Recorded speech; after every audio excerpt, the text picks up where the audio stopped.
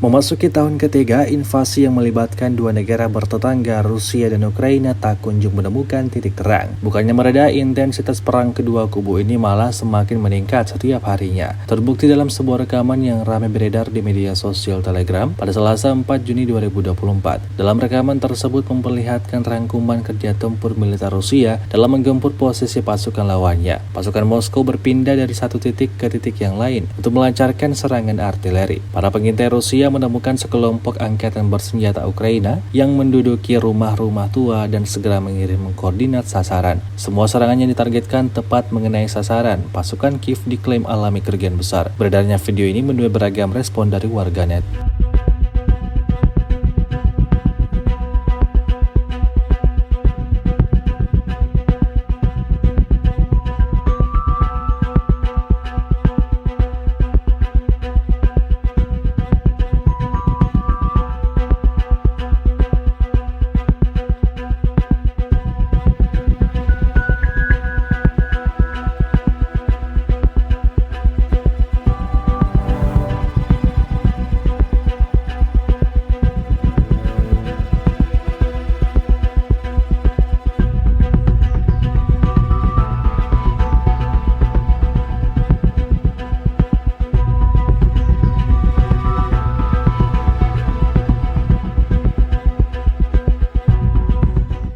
Download Tribun X sekarang, menghadirkan lokal menjadi Indonesia.